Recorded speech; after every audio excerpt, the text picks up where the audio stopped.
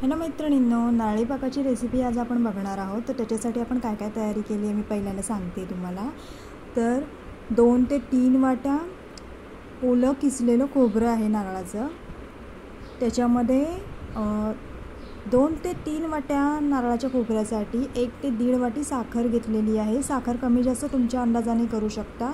आणि थोडंसं गरम करते वेळेला तूप वापरणार आहोत 2 चमचे। तर बघा, आता कढई गरम केल्यानंतर 1 चमचा तूप टाकलेला आहे। त्याच्यामध्ये साखर आणि खोवलेला नारळ एकत्र करून परतून घ्यायचं आहे। जोपर्यंत साखर त्याच्यामध्ये पूर्णपणे मिक्स होत नाही ते परततच राहायचं आहे। आणि हे सगळं करताना एकदम मंद आचेवरती करायचं आहे। आता बघा, हे परतत असताना आपण बाकीची तयारी करू शकतो। वेलची आणि जायफळाची पावडर करायची आहे। तर सेपरेट ती तुम्हाला नंतर ॲड करायची आहे, जेव्हा हे सगळं मिश्रण शिजून एकजीव होईल ना त्यावेळेला। तर बघा, फक्त 2 चमचे तुपामध्ये हे सगळं मिश्रण जे आहे ते आपण परतून घेतलेलं आहे।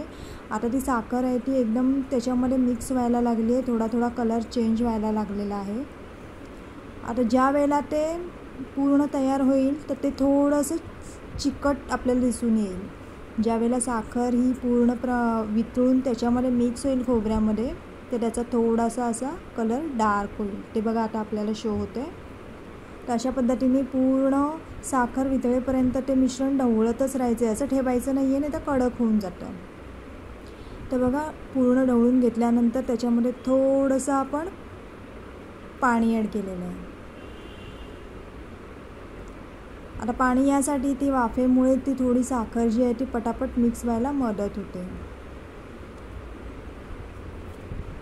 आता अजून काही मिनटं हे मिश्रण परतल्यानंतर त्याच्यामध्ये आपल्याला ॲड करायचं आहे आपण जे वरून ॲड करणार आहोत वेलची आणि जायफळची पावडर तर ती आता ॲड करून घेतलेली आहे।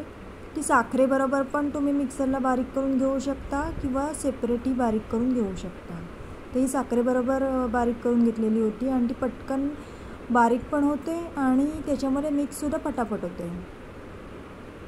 तर बघा, हे शेवटचं मिश्रण आपण ढवळून घेणार आहोत आणि एका तूप लावलेल्या ताटामध्ये ते पसरवून घेणार आहोत। आता ताटाला मी तूप लावताना दाखवलेलं नाही आहे, हे सगळं आधीच आपण करून ठेवलेलं आहे।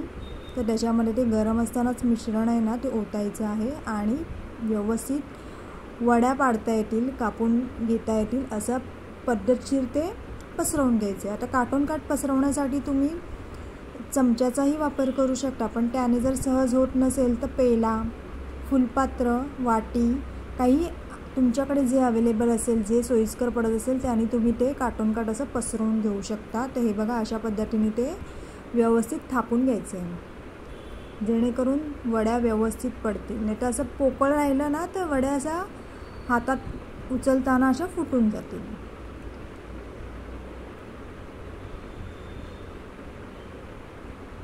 आता बघा, सुरीच्या साहाय्याने अर्धा तास मिश्रण तसंच ठेवायचं आहे। थापून झाल्यानंतर लगेच वड्या पाडायची घाई करायची नाही आहे, ते सगळं सेट होऊ द्यायचं आहे। सेट झाल्यानंतर अशा पद्धतीने कापून घ्यायचे आहेत। तुम्हाला कसा त्रिकोणी शेप हवा आहे, चौकोनी शेप हवा आहे, तो तुम्ही स्वतः त्या पद्धतीने कटिंग करून घ्यायचं आहे। आता सुरीच्या साहाय्याने करू शकता, काही जणांकडे काचणी असेल काचणीने सुद्धा करू शकतात, किंवा कटर असेल जसं की पिझ्झा कटर असतो त्या टाईपचं, तर त्याने सुद्धा करू शकता।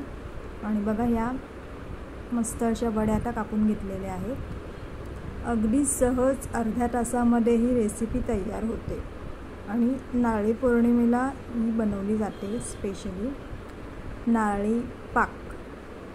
तर आपला हा नारळी पाक अशा पद्धतीने तयार आहे। आता हे शेवटला मी जेव्हा वड्या काढणार आहे त्यावेळेला तुम्हाला एका प्लेटमध्ये सर्व करून दाखवणार आहे। तर अशा पद्धतीने आपली नारळी पाकाची रेसिपी कंप्लीट झालेली आहे। रेसिपी आवडली असेल तर व्हिडिओला लाईक आणि शेअर करायला विसरू नका।